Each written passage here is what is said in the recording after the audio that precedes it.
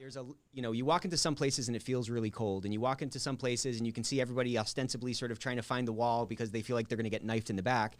And you step into your business and you step into your plant, and there's a level of authenticity there, and there's a level of comfortability there, and you see a gleam in people's eye, like they're really trying to, carve out their corner of the world and do that as well as they can. For lack of a better term, I'm talking about kind of weaponizing culture. We're talking about getting people to feel comfortable and included enough in the mission that they're a part of to expend discretionary effort over and above that which, below which they would get fired, right? That's kind of where all this extra value comes from. But it comes in a really, to your point, it's maybe a longer way around the mountain. You're not walking around with riding crops. Obviously, you need discipline and all those other things, but you're getting people to engage in a discretionary way. How long did it take until you guys felt like you kind of hit that culture tipping point? Or let me kind of put it a different way. We kind of talk about culture as a bonfire. And so if there's 5 of us around a bonfire, that doesn't need to be that big, and it doesn't take that much work. Me and you can just be running out and getting sticks and logs for it. If we have 100 people or 200 people around this thing, this must be a much bigger fire, and keeping that going becomes everybody's job. So when did you hit that kind of tipping point, and what was it like approaching it where the culture changed from, you guys kind of speaking it into the business and other people kind of taking it up and, for lack of a better term, sort of running out and grabbing sticks alongside you? Wow, there's a lot there. Great question. And, I'd say the tipping point continues to move because we're on this journey, and you're never really there. It's like lean principles, this lean journey. You're always on it, and you're always focused on making best better and trying to continuously improve. But so I'd say it's, we've studied, you can study John Maxwell and the 5 levels of leadership and try to how you try to grow in the leadership of the organization and expand that. I'd say there's been a couple points throughout our evolution, 2010 to 2012, after the Great Recession, those moments, provide opportunities to be stewards of people through difficult times. This COVID pandemic has proven to be an opportunity,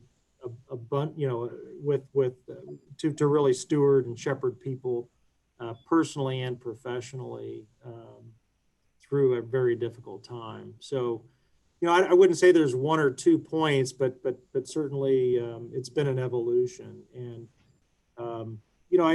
I'd say we've met some remarkable people along the way, and you try to learn from these people. Mm-hmm. One of the people who's had a profound influence, I think, on our approach to leadership and business is a guy named Bob Chapman, who's CEO of a company. I got to get him on this. I've been trying to get him on here, man.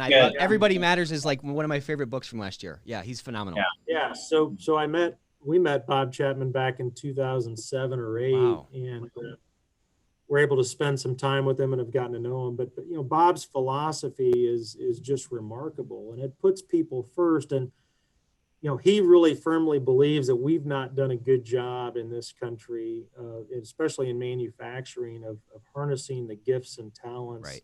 of the people and the lives that we have the pleasure and privilege of stewarding.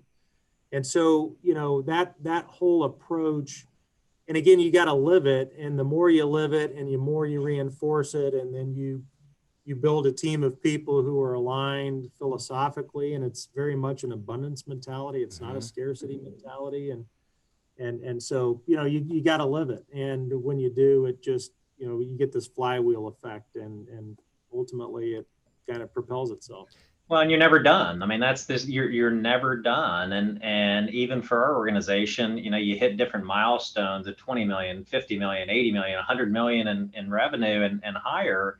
And you're adding to the leadership team, you're adding to the management team, and the challenge at all those different milestones. And you ask about certain points along the way. There's a point every month, there's a point maybe every week, and you've got to go back to your core values, which is why we spend so much time on it.